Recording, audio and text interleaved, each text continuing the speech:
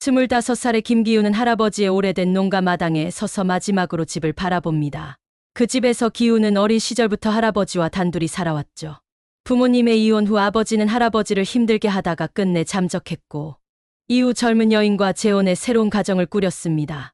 할아버지, 이제 떠나야 합니다. 기훈의 목소리가 살짝 떨렸어요. 할아버지의 영정사진을 향해 깊게 절을 올린 후 마지막 짐을 챙깁니다. 기훈은 시골에서 착하고 성실한 성품으로 자랐습니다.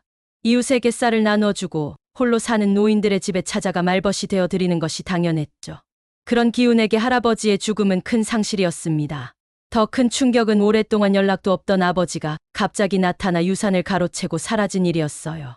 서울에서 새 삶을 시작해야겠습니다. 기훈은 마음을 다잡았어요. 남은 돈이라곤 할아버지의 비상금과 기훈이 모은 1,000만 원뿐. 그것만으로 서울에서 새 삶을 시작하기엔 턱없이 부족했지만 기훈의 마음은 이미 단단하게 굳어져 있었습니다. 서울행 버스에 몸을 실은 기훈은 창밖으로 빠르게 지나가는 풍경을 바라봅니다. 낯선 도시의 높은 빌딩들과 복잡한 도로가 눈에 들어왔어요. 시골과는 너무나 다른 풍경이었죠. 여기서 어떻게 살아남을 수 있을까? 불안한 마음이 들었지만 기훈은 인터넷으로 찾아둔 몇 개의 부동산 연락처를 확인하며 마음을 진정시켰습니다. 저렴한 월세, 가능하면 보증금도 적은 곳으로 찾아야겠습니다. 기훈은 메모장에 적어둔 서울 외곽의 동네 이름들을 하나씩 짚어보았어요. 서울터미널에 내린 기훈은 다시 지하철을 타고 첫 번째로 방문할 부동산이 있는 곳으로 향했습니다. 지하철에서 내려 버스로 갈아타는 기훈의 얼굴에는 긴장감이 가득했어요. 할아버지, 잘할 수 있겠죠? 마음속으로 중얼거렸죠. 버스는 점점 사람들로 가득 차가고 있었습니다. 한 정거장, 두 정거장. 사람들이 계속 탑승했고 기훈은 창가에 앉아 자신의 짐을 무릎 위에 올려두었어요. 세 번째 정거장에서 허리가 심하게 굽은 노인이 버스에 탑승했습니다. 그런데 이미 버스 안은 만석이었고 아무도 자리를 양보하려는 기색이 없었어요. 모두들 핸드폰만 바라보며 노인의 존재를 애써 외면했습니다. 기훈은 그 모습을 보며 문득 돌아가신 할아버지가 떠올랐어요. 기훈은 망설임 없이 자리에서 일어났습니다. 할아버지, 여기 앉으세요. 정중하게 말하며 자리를 양보했어요. 노인은 손사래를 치며 아니야, 괜찮아. 젊은이가 앉아 하고 사양했지만 기훈의 진심 어린 배려에 결국 자리에 앉았습니다. 고맙네, 청년. 노인은 기훈을 올려다보며 미소 지었어요. 그 미소는 기훈의 할아버지와 묘하게 닮아 있었죠. 기훈은 가볍게 고개를 끄덕이고 손잡이를 꽉 잡았습니다. 버스가 급정거할 때마다 몸이 흔들렸지만 기훈의 마음은 어쩐지 편안했어요. 다음 정류장은 행복동 사거리입니다. 기계적인 안내방송이 흘러나왔고 기훈은 자신이 내릴 곳임을 확인했습니다. 실례합니다. 기훈이 내리려고 하자 노인이 다시 한번 고맙다는 눈빛을 보냈어요. 기훈은 미소로 답하고 버스에서 내렸습니다. 행복동 사거리에서 조금 걸어 도착한 미래 부동산은 작지만 깔끔한 사무실이었어요. 안녕하세요. 방 구하러 왔습니다. 기훈이 들어서자 사무실에 있던 중년의 부동산 중개인이 반갑게 맞이했습니다. 아, 전화 주셨던 분이시죠? 몇 개 괜찮은 방이 있으니 한번 둘러보시겠어요? 기훈은 중개인을 따라 주변 건물 몇 곳을 방문했습니다. 몇 군데는 너무 좁았고 또 몇 군데는 기훈의 예산을 훨씬 넘어섰어요. 마지막으로 소개받은 곳은 오래된 건물이었지만 내부는 생각보다 깔끔했고 가격도 적당했습니다. 여기로 할게요. 기훈의 얼굴에 안도의 표정이 번졌어요. 계약서 작성 전에 건물주님을 뵙고 진행하는 게 좋을 것 같네요. 마침 오늘 오신다고 하셨으니 잠시만 기다려 주시겠어요? 중개인의 말에 기훈은 고개를 끄덕였습니다. 부동산 사무실 소파에 앉아 잠시 휴대폰을 확인하던 중 문이 열리는 소리가 들렸어요. 아이고, 왔구먼. 익숙한 목소리에 기훈이 고개를 들었습니다. 버스에서 자리를 양보했던 노인이 문을 열고 들어오는 모습이 보였어요. 노인도 기훈을 발견하고는 놀란 표정을 지었습니다. 어이쿠, 이게 무슨 인연이야. 노인의 얼굴에 환한 웃음이 번졌어요. 중개인이 어리둥절한 표정으로 두 사람을 번갈아 쳐다봤습니다. 혹시 아는 사이세요? 노인이 웃으며 대답했어요. 방금 버스에서 만났지. 이 청년이 자리를 양보해 줬다네. 중개인은 고개를 끄덕이며 아, 그러셨군요 하고 말했습니다. 알고 보니 노인은 이 지역에서만 10개가 넘는 건물을 소유한 유지였습니다. 지역 주민들 사이에서는 정 많고 공정한 건물주로 알려져 있었죠. 내가 이 청년에게 특별히 감사를 표하고 싶네. 노인이 중개인에게 말했어요. 기훈은 당황해서 아닙니다. 당연한 일을 했을 뿐인데요 하고 사양했습니다. 이런 착한 청년이라면 믿고 내 집을 맡겨도 되겠어. 노인의 눈에서 진심이 느껴졌어요. 그리고 그가 내린 결정은 기훈을 더욱 놀라게 했습니다. 보증금과 월세 없이 2년간 머물 수 있도록 해주겠네. 노인의 말에 중개인조차 놀란 표정을 지었죠. 기훈은 믿을 수 없다는 표정으로 노인을 바라봤습니다. 그렇게까지 해주시면 너무 과분합니다. 진심으로 감사하면서도 당황스러웠죠. 노인은 고개를 저으며 웃었어요.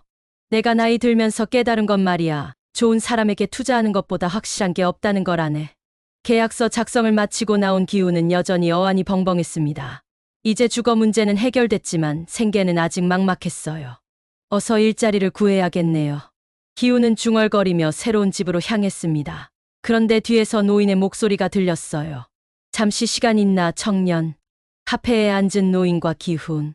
노인은 차분하게 기훈의 이야기를 들었습니다. 시골에서의 생활, 할아버지의 죽음, 아버지의 배신까지.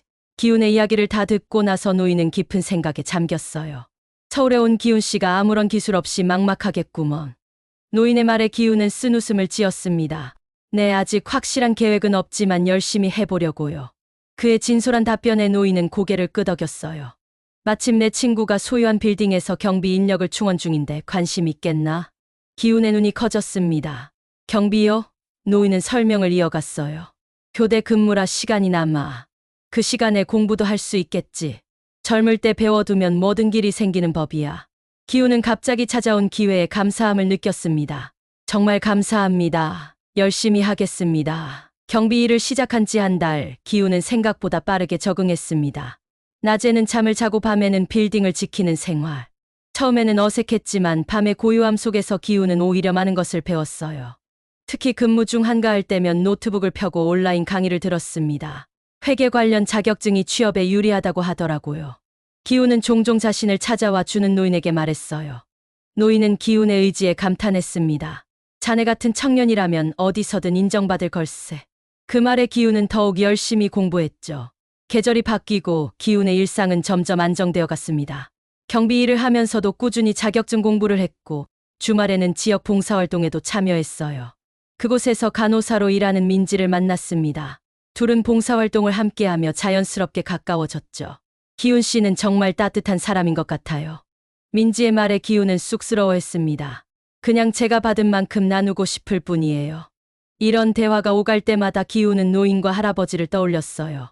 두 분 덕분에 자신이 여기까지 왔다는 생각이 들었습니다. 시간은 빠르게 흘러갔고 기훈은 마침내 회계사 자격증 시험에 도전했어요. 밤샘 근무와 공부를 병행하는 것은 결코 쉽지 않았지만 기훈의 의지는 굳건했습니다. 그리고 마침내 합격 소식을 들었을 때 가장 먼저 노인에게 달려갔죠. 할아버지, 제가 해냈습니다. 자격증을 취득한 후 기훈의 삶은 더욱 빠르게 변화했습니다. 노인의 소개로 알게 된 중견기업에 지원했고 면접에서 자신의 경험과 노력을 진솔하게 이야기했어요. 저는 비록 스펙은 부족할지 모르지만 성실함과 배움에 대한 열정만큼은 자신 있습니다. 그 진심이 전달되었는지 기훈은 입사 통보를 받았습니다. 정규직 직장인이 된 기훈. 이제 그는 안정적인 수입과 미래를 꿈꿀 수 있게 되었어요. 민지와의 관계도 점점 깊어져 결혼을 약속했습니다. 기훈 씨, 처음 만났을 때부터 느꼈어요. 당신은 정말 특별한 사람이라고. 민지의 말에 기훈은 가슴이 따뜻해졌죠. 회사에서도 기훈의 성실함과 배려심은 빛을 발했습니다. 특히 신입사원들을 돕는 일에 앞장섰어요. 김 대리님처럼 되고 싶습니다. 한 신입사원의 말에 기훈은 자신도 누군가에게 영향을 줄 수 있다는 사실에 가슴이 벅찼습니다. 주말, 기훈은 민지와 함께 노인의 집을 찾았어요. 그동안의 소식을 전하고 결혼 소식도 알리기 위해서였습니다. 노인의 집 앞에 서서 기훈은 지난 인연을 떠올렸어요. 버스에서의 우연한 만남, 그리고 그 작은 배려가 어떻게 자신의 인생을 바꾸었는지. 기훈 씨, 무슨 생각해요? 민지의 목소리에 기훈은 생각에서 깨어났습니다. 그냥 인생이 참 신기하다는 생각이 들어서요. 기훈은 미소를 지으며 초인종을 눌렀어요. 문이 열리고 노인의 반가운 얼굴이 보였습니다. 아이고, 왔구먼. 노인의 거실에 앉은 기훈과 민지는 따뜻한 차를 마시며 이야기를 나눴습니다. 덕분에 자리 잡고 잘 지내고 있습니다. 기훈은 진심을 담아 말했어요. 노인은 흐뭇한 표정으로 두 사람을 바라봤습니다. 나는 그저 기회를 제공했을 뿐이야. 자네가 여기까지 온 건 모두 자네의 노력 덕분이지. 민지가 부엌에 가서 가져온 음식을 차리는 동안 노인은 기훈에게 조용히 말을 건넸어요. 자네가 한 일이 결국 자네를 도운 거라네. 그 말에 기훈은 잠시 생각에 잠겼습니다. 정말 그랬을까? 자리 하나 양보한 것이 이렇게 큰 변화를 가져올 수 있었던 걸까요? 할아버지, 저도 누군가를 도울 수 있는 사람이 되고 싶습니다. 기훈의 목소리에는 결연함이 묻어났어요. 노인은 기훈의 어깨를 토닥이며 미소 지었죠. 이미 그런 사람이 되어가고 있네. 그저 자신이 받은 것을 나누면 되는 거라네. 저녁 식사를 마치고 돌아가는 길, 기훈은 하늘의 별들을 바라봤습니다. 아무것도 가진 것 없이 서울에 왔던 그날, 이런 미래가 기다리고 있을 줄은 꿈에도 몰랐어요. 착한 마음 하나로 새로운 삶을 얻게 될 줄은 상상도 못했습니다. 내일 회사에서 신입사원 한 명이 배정된대요.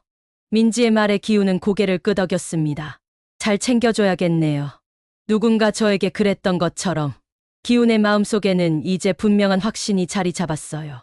선한 마음이 부른 기적은 계속될 것이고 이번에는 자신이 그 기적의 시작점이 될 차례라는 거. 별빛 아래 걸으며 기훈은 미소 지었습니다. 새로운 내일이 기다리고 있었으니까요.